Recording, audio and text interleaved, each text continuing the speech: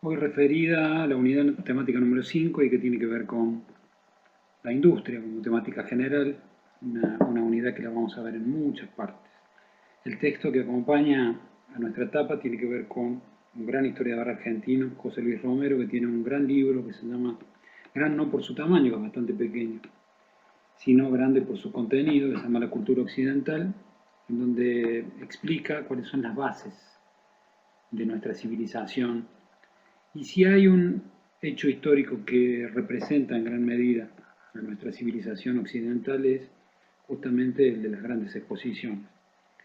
La imagen de la tapa lo que está mostrando es un edificio que se construyó en Buenos Aires para 1898, para una exposición que se hizo en nuestra ciudad y que señalamos en particular este edificio, aunque toda la construcción tiene esa característica, porque este edificio fue el que se utilizó 9 años antes en París, en 1869, para representar a nuestra delegación argentina. Esta etapa ya la vamos a ver ilustrada más adelante y tiene que ver con otra exposición en Buenos Aires, en 1910. La historia de las exposiciones, podríamos decir que tiene, en el caso de las internacionales, un antecedente de casi medio siglo, un poco más, en las exposiciones nacionales en Francia, desarrolladas en París entre 1797 y 1849.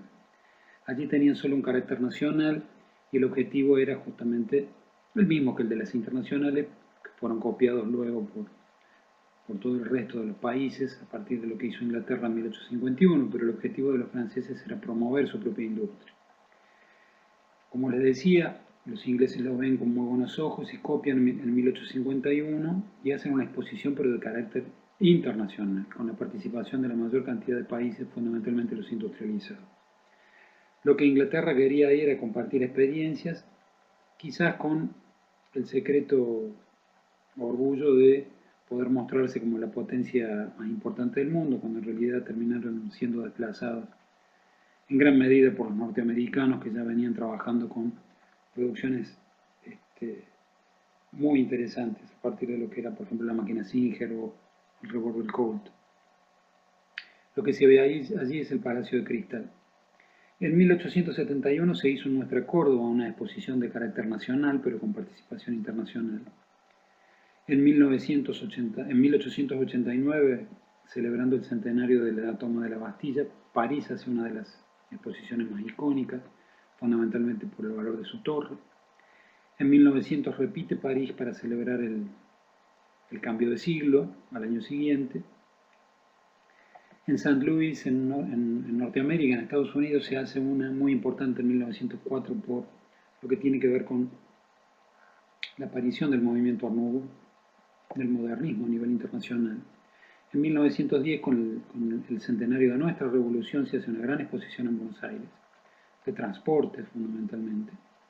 En 1915 se repite en Córdoba, con un pabellón que lamentablemente se pierde, al igual que el pabellón de 1871. París repite también en 1925 con una exposición que para nosotros va a tener significación importante por la participación de los constructivistas rusos, fundamentalmente.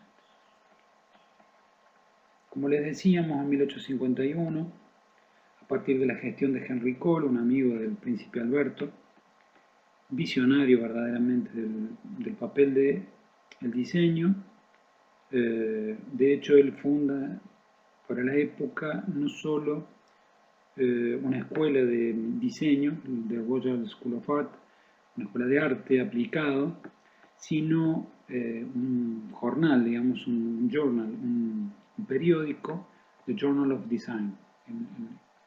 Si bien la palabra tiene una significación amplia que a veces se la lleva hacia el dibujo según algunas culturas, pero claramente Henry Cole hace referencia al papel de ese nuevo técnico que necesitaba la industria para mejorar su producción. El Palacio de Cristal fue un edificio construido bajo la dirección y el proyecto de Joseph Paxton, un constructor de invernaderos, que dio a Henry Cole y al príncipe Alberto la solución para para no talar todos los árboles del bosque que la reina había cedido, del parque que la reina había cedido y que tanto querían los ingleses. De hecho, los ingleses no querían ese adefesio, así lo llamaban a este edificio de 6 hectáreas de superficie, que demoró 3 meses en construirse solamente por esa tecnología del hierro en fundición y del vidrio. El edificio se desarmó y luego se volvió a armar en una versión más chica en otro parque en Londres que terminó quemándose en 1930, afectado por un incendio seriamente. Esta exposición fue la gran exposición que permitió este choque cultural que se dio entre la artesanía y la industria justo a la mitad del siglo XIX. Ese choque, esa dicotomía, planteó una discusión que todavía hoy sigue presente en el ámbito del diseño, con una tercera componente que es la que termina de cerrar nuestra visión del siglo XIX, que tiene que ver con el arte. Aquí todavía no participaba de la discusión, pero sí lo hace hoy. Esa dicotomía planteaba por un lado, el valor de la industria como productora de bienes en masa, y por otro lado a la artesanía como de algún modo salvaguarda de la calidad de la producción, de la calidad de la mano del artesano en la producción de objetos. La Singer fue una de las protagonistas de los objetos más significativos de la muestra. Este empresario norteamericano que había ideado además un novedosísimo para el momento plan de pagos que permitía que prácticamente cualquier familia trabajadora pudiera tener acceso a través de cuotas a una de estas máquinas que les permitían un crecimiento económico y por consecuencia social. Fueron evolucionando esas máquinas hasta transformarse en verdaderos compañeros de todo espacio doméstico. De hecho sobreviven, las hay de otro tipo de modelos con carcasas más blancas en este momento, pero todavía sobreviven la Singer o símil Singer en las casas de todos, seguramente a partir de sus abuelas o tatarabuelas. Y decimos así porque estaba realmente destinada a la mujer, nos guste o no, digamos, en este momento.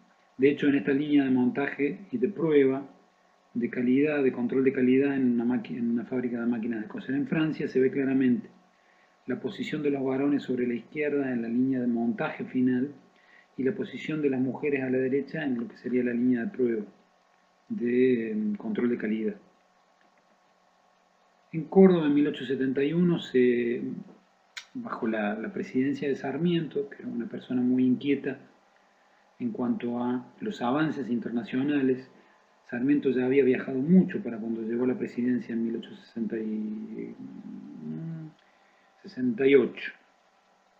Ya había viajado mucho y sus viajes habían incluido la visita a algunas de esas grandes exposiciones en las grandes capitales norteamericanas y europeas.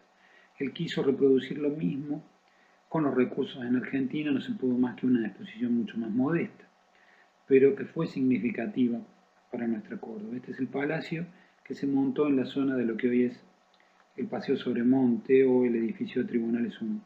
Y allá arriba en las barrancas, o sobre las barrancas de lo que son las Quintas de Santa Ana, donde hoy aproximadamente se ubica lo que es el nuevo centro shopping.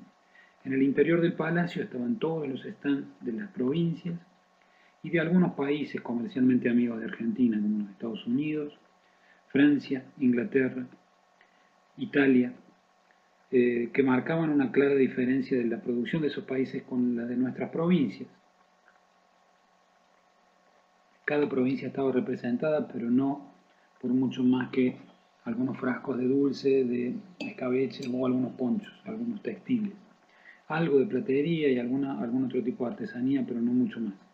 A diferencia de la cristalería que se traía de Italia o de Francia o de la maquinaria agrícola inglesa o norteamericana. otra visión del interior del palacio. Lo único que sobrevive en nuestra Córdoba de esa exposición, a pesar de los bellos edificios y parques, belleza que anida más en su carácter nostálgico e histórico que en carácter estético, pero eran bellos. Es esta una de las dos fuentes que tenemos hoy en la Plaza San Martín. Esos son los únicos testigos, más allá de la placa que dice 1873, son de 1871. Aquí el pabellón de la maquinaria agrícola, cerca de las quintas de Santa Ana. El locomóvil, que fue una de las protagonistas de esa exposición, aquí en un grabado que se guarda en el catálogo de la exposición. El locomóvil era no otra cosa que una máquina de vapor móvil, locomóvil con B larga, si lo quieren googlear es difícil que parezca porque no es un material demasiado disponible, a no ser que vayan en este momento imposible a la biblioteca de la Academia de Ciencias. El locomóvil era una máquina que permitía utilizar la fuerza del vapor para distintas tareas, algunas de carácter agrícola, como en este caso esta máquina de vapor en servicio de esta enfardadora, o en esta simpática función de movilidad de una aerosilla, que se utilizó en la exposición para unir justamente la zona del Palacio, en la zona del paseo, hoy Paseo Sobremonte, con la zona de las Quintas de Santa Ana. Lamentablemente había una fotografía que yo he perdido el rastro, pero si en algún momento la recuperase, otro modelo de máquina agrícola, de las presentadas en nuestra expo. Un gallinero que se construyó y se trajo de Francia en barco, que da la pauta de la modestia de nuestra exposición, pero no por ello, más allá de la modestia de la escala, y no por ello menos bella, digamos. Fíjense en el carácter, en el valor paisajístico que tenía esa herradura, en forma de herradura que tenía esa planta, de lo que era la zona de exposición de las aves de corral. Una importantísima exposición para nosotros en nuestro programa es la de 1889, en el centenario de la toma de la Bastilla, cuando en París se juntan por primera vez en el campo de Marte todos los países del mundo, del mismo modo que lo hicieron en Londres en 1851. En el siglo XIX, en la segunda mitad, prácticamente año a año, hubo una exposición en alguna ciudad. Fíjense en la escala humana, por ahí se ve un pequeño hombre en una de las vigas de la primera terraza. La Torre Eiffel fue el ícono, así como lo fue el Palacio de Cristal para los ingleses, y fue motivo de un concurso internacional que ganó el estudio de Eiffel, aunque Gustave Eiffel no fue el verdadero autor del proyecto. Está la información, yo por ahí le siembro la duda, más allá de que mi pronunciación en francés es mala, no recuerdo con precisión el apellido de los dos colaboradores, justamente porque no es un dato muy conocido. Yo lo tengo en un video en VHS que no he podido volver a ver desde hace tiempo ya, porque no digitalicé. Ahí está la información pero se puede googlear, eso se encuentra. En algún lado lo van a encontrar, que los verdaderos autores del proyecto de la torre fueron dos colaboradores de la oficina de Eiffel, y no él, que ha pasado la historia con su apellido a la posteridad como ícono, como nombre del mayor ícono de París. En el campo de Marte se estableció toda la exposición, con la presencia también de Argentina, como ya vamos a mostrar, y un caso interesante que es el de los ascensores presentados por la empresa norteamericana Otis, que tenían la característica de, volvemos a la foto anterior, de poder quebrar, primero que era un ascensor que iba en ángulo, pero no en un solo ángulo, sino que a mitad de su camino quebraba el recorrido para llegar a la segunda terraza, donde allí los 4 ascensores de cada una de las patas se juntaban en uno solo, que era el que terminaba de hacer el recorrido hacia la terraza final, hacia el restaurante. Este es el pabellón argentino sobre la izquierda y, si no recuerdo mal, el brasilero sobre la derecha.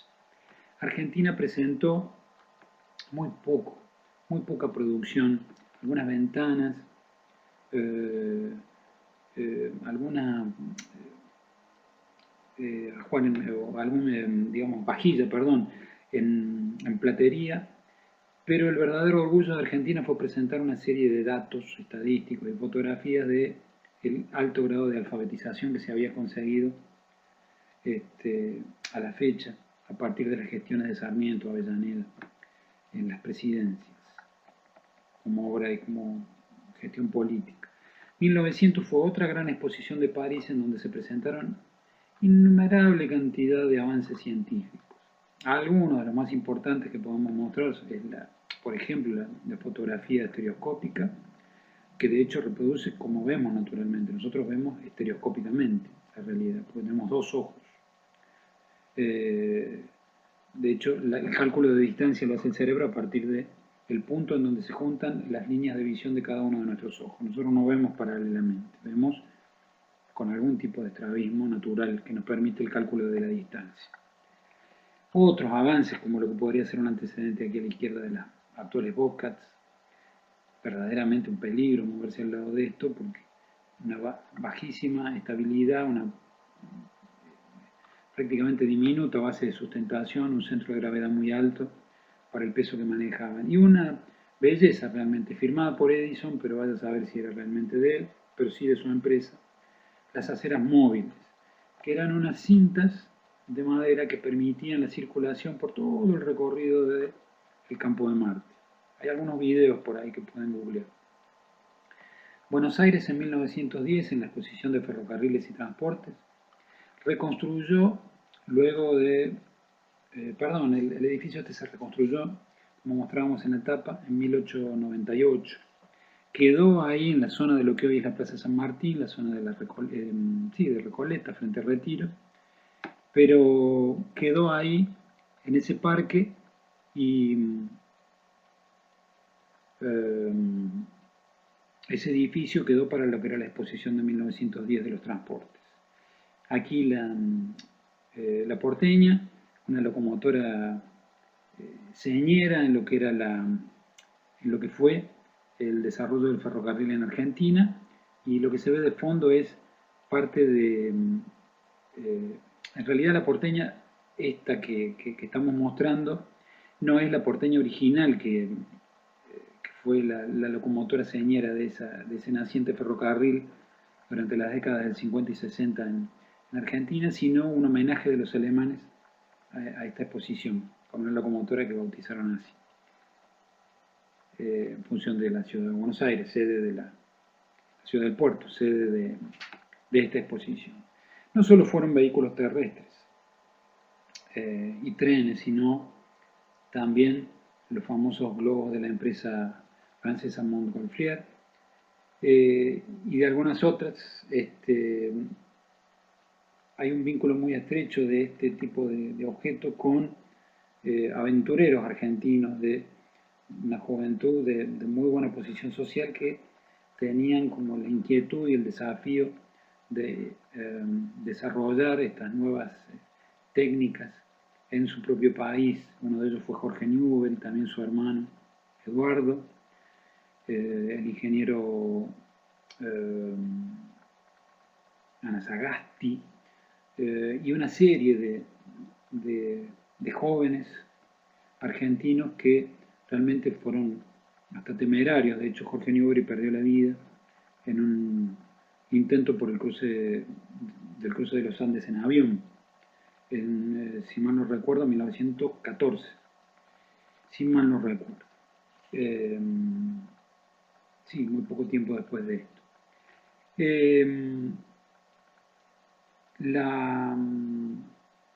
La presencia de los globos está de algún modo representando esta avanzadísima tecnología que existía en este momento, aunque todavía no se presentaron, como se ven aquí en la figura claramente, luego el desarrollo de lo que fueron los globos aerostáticos, que permitían a partir de un quemador poder subir y bajar. Esto se calentaba el aire o el gas interno, en este caso aire, y se ponían una serie de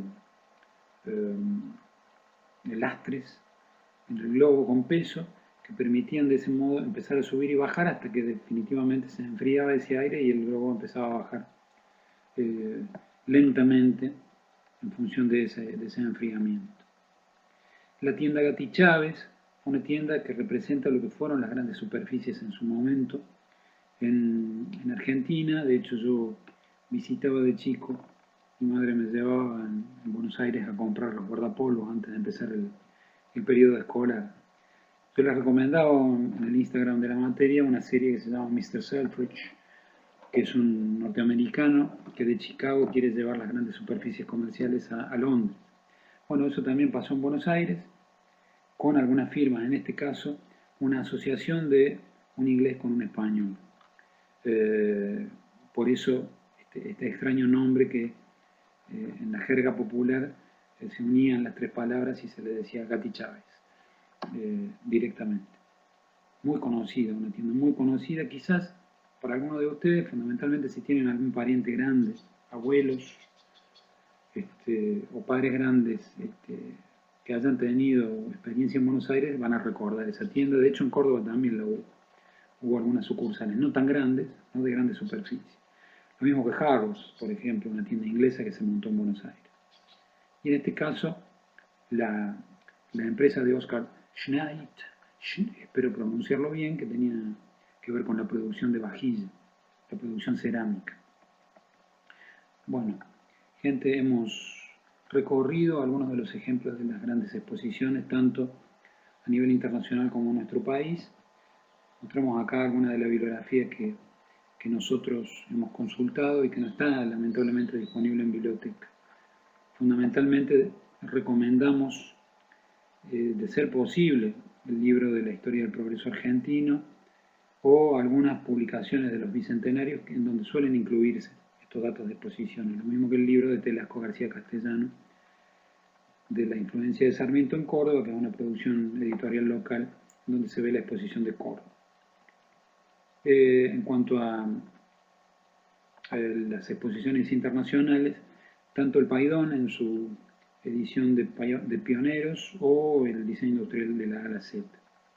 Para lo que es música, tanto de tapa y contratapa, que es lo que hacemos generalmente en el presencial, después les compartimos en Facebook si conseguimos las bagatelas de Borjak, que va a ser difícil, y seguramente sí el Heaven's Call de Petrucci y Roots para esta contratapa que lamentablemente no podemos ver. Muchas gracias por la atención y nos seguimos viendo por aquí y por las redes.